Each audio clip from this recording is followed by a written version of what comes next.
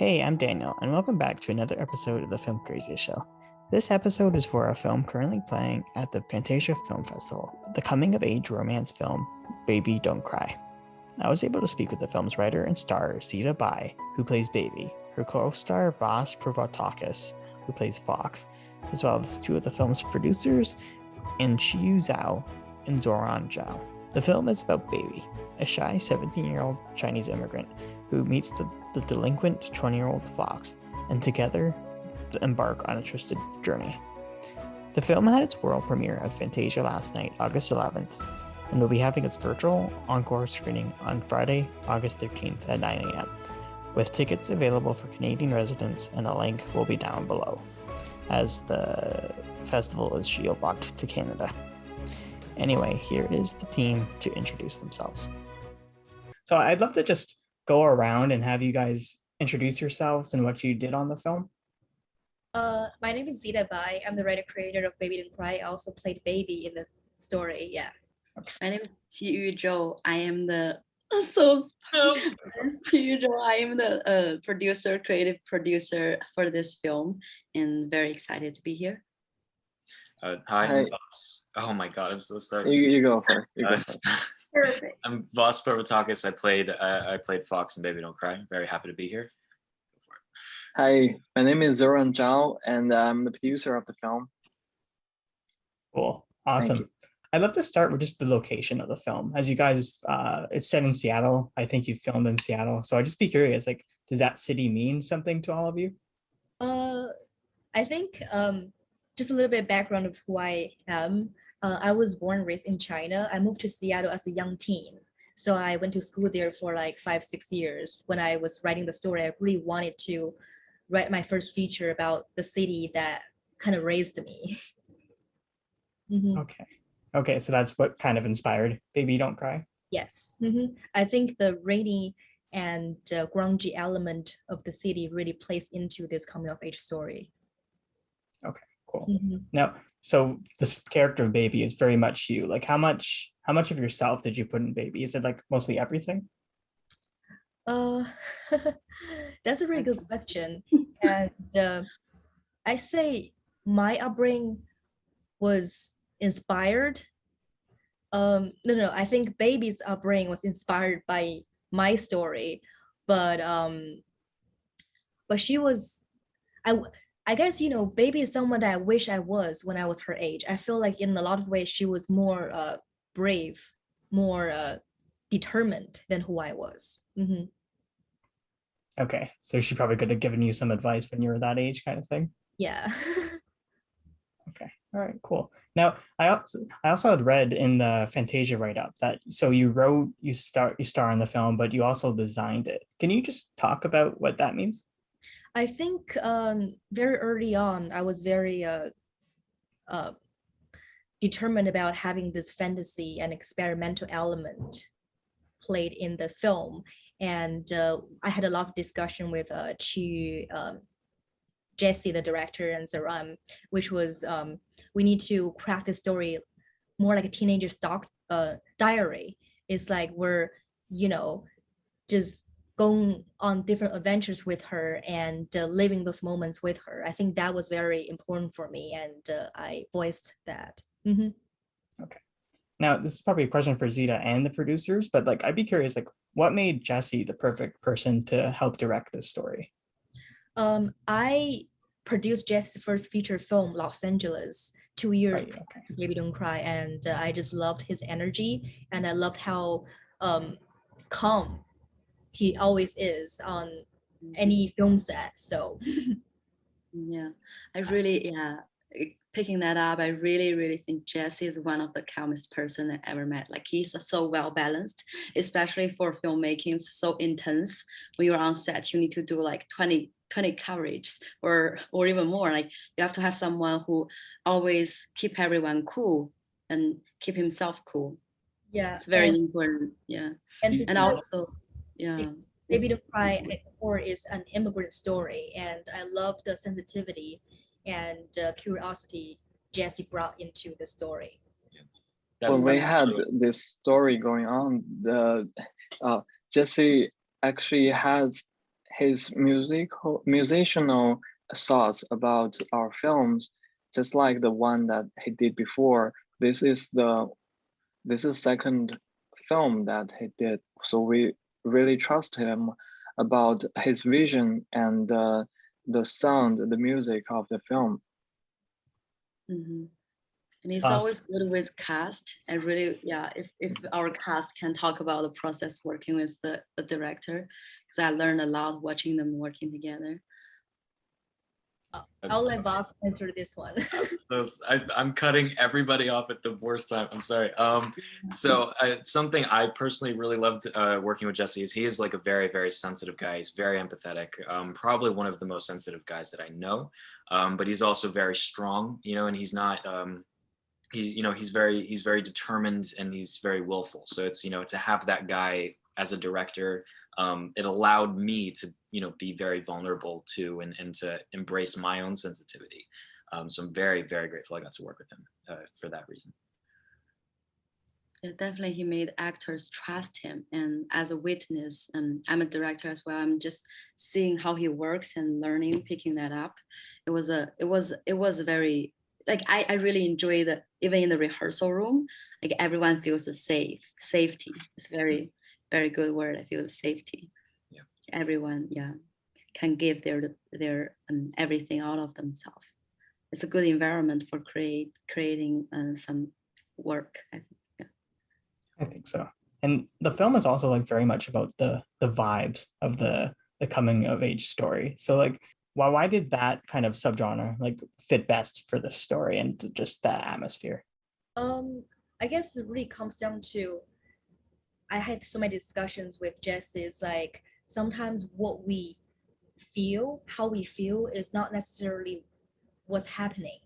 And I love the fantasy and experimental parts of the film where can leave the audience and also, you know, the characters wonder, is this what really happening, or this is just how I feel because I'm a sensitive 16-year-old. Now, when I was watching the film, like I'm a very literal person, and sometimes this like symbolism goes over my head. But I think I picked up on just like with the mom with the pig aspect. I hope that doesn't spoil too much, but I kind of took that as like just otherness symbolized in the film. So was I on the right track with that? Yeah, for sure. And also, it also goes back to like baby's perspective. You know, as a young kid, you know, she has to learn how to deal with her hormonal parts of her, you know, growing up, you know, learning about herself sexually and how to deal with whatever's happening at home. And sometimes we sees our parents as monsters in our head, but you know, if that's just a teenager thing. Yeah. Mm-hmm. Okay, cool. Now I'd also love to, I don't know if you guys can speak to like the design of the poster. I just love the imagery of just that art with baby and the actual fox on her head. So what was it like designing that? Or at least getting that for the film? Maybe that's a producer question. Mm-hmm. It's actually, yeah, our production designer who did the sketch and she designed it. Yeah. She's a very good illustrator herself. And we were talking about how to, you know, use because in the movie, Fox character is like half fantasized, half real. And many audience after watching it, like we have decided to let them have their own answer about whether it's real or not. So we were like, how to make the poster like indicate the fantasized figure, like we should have it, but not like the actual person, because like two people, then that's not indicating the fantasized the figure of a fox. So have the actual fox, which we have this, we have this like a shadow person or actually protect the baby in the film. So in this material choosing, we have this animal wise picture in the poster to actually point out the title of our film and actually bring audience to think what is real and what is unreal in our film.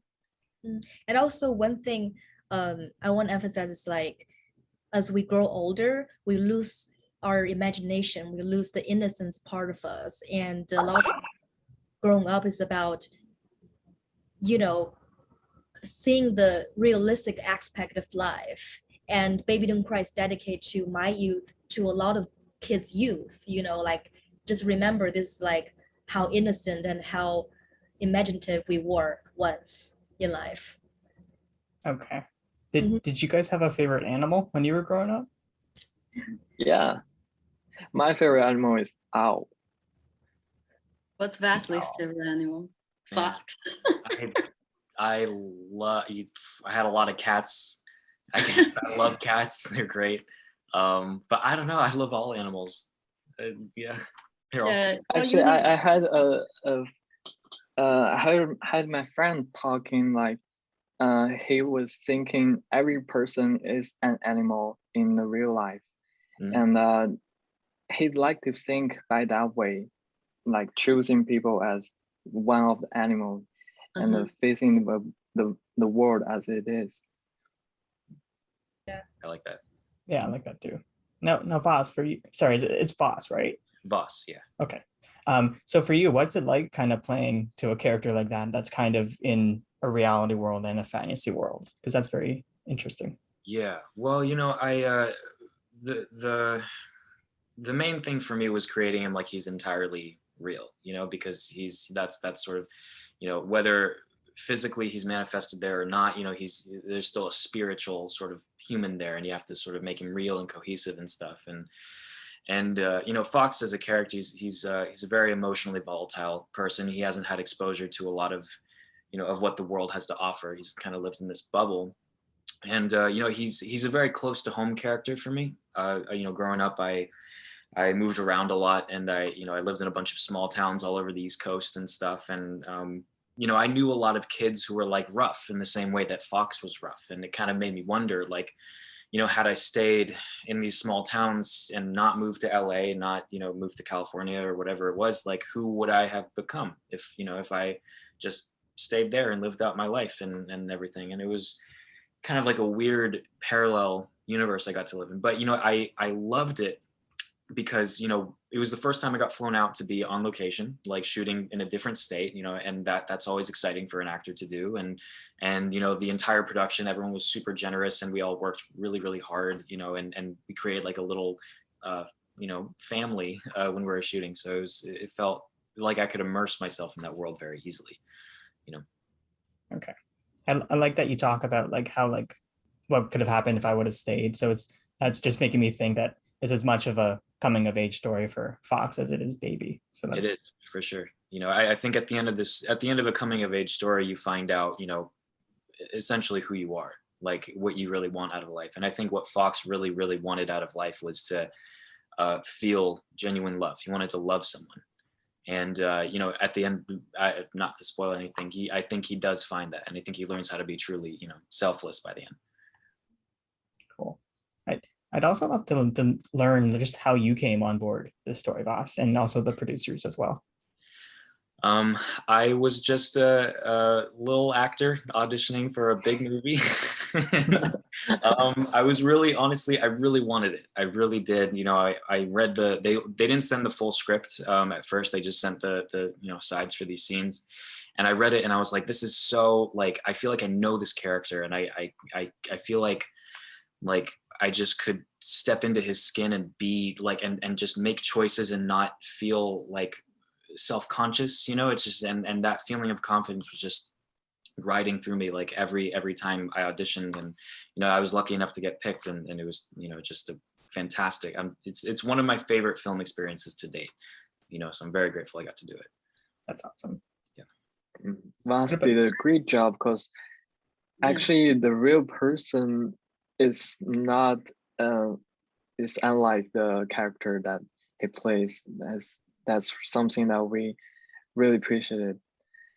For Qiyu, you can go first. For I just want to say what Vas said was really true. Like, I can see that, like, he's 100% like in the character. It's not conscious, not self-conscious at all. Like, I was really amazed. And back then we were asking him, I thought he did a lot of movies, and he must be like like super like maybe did like 15 movies or something, and he told me this is like his first or second feature or something. Yeah. I was super surprised, and it was so good. Like I feel like really lucky that we found him, like because I feel like he is the right fox for us. Really glad, and especially we shot Definitely. in Seattle during the winter, and how dedicated he and Zita was like they in the movie you see them wearing shorts and t-shirts and tanks, and but it was November in Seattle, and they had to just go for it and be in the wind. And then and also the chemistry between Vas and Zita was incredible. Both of them are very brave and giving 100% to each other without being afraid of accidents. Artistic choices are very risky too. They're willing to take the risk. Yeah, I said this to Vas. If Fox was played by a different person, I don't know if I could be this 100% this honest with my character also. I just feel like we brought the best out of each other. And Zita's such a generous actor, so it's like I think the best actors make you feel like you can make choices, and Zita definitely did that for me. I'm just saying, when I jumped in the project, they already fixed the script for a year, and when I jumped in, we are ready to do it by that time. And it was a great choice to fit into the story. And I think from a production side, I really like the story. And this is the unknown challenge that I was really willing to take. So it was turning out great. I'm thankful for that time. What about Qiyu? How did you join this project? How did I join this project? It was because the script and also I was influenced by Zita, how she was trying to tell a so visual story, and very bravely, very brave person she is. Yeah, if we have time, we should let her tell a little more about her background. It's very moving story. But also, like, here I just want to say, like, I think everyone should watch the film just to experience the performance Zita and Vas delivers to everyone. It was a journey just by looking at the interactions between them. Awesome. I think we might have a minute to hear the moving story, Zita. I guess so. Thank you so much, guys. I think for every like low budget independent film, what's important is to find the people who share the same passion. And I never went to film school. I never studied filmmaking. I kind of just picked up film knowledge from working on AFI film sets. But I know I'm a storyteller, so I guess people were touched by how passionate I am about filmmaking. So in the end, I was very lucky to find a group of kids, like we're all under 30. Very young. Let's say, let's do it. Let's make something to dedicate to our youth. Oh, I love that. That's awesome. And I'm glad. I think that was my time. So I would just say I am excited for people to see this at the world premiere for Fantasia on August 11th, I believe. Yeah. Mm-hmm. Okay. Awesome. Cool. It's August 11th, 9 p.m. Eastern time. Eastern time. Please watch it.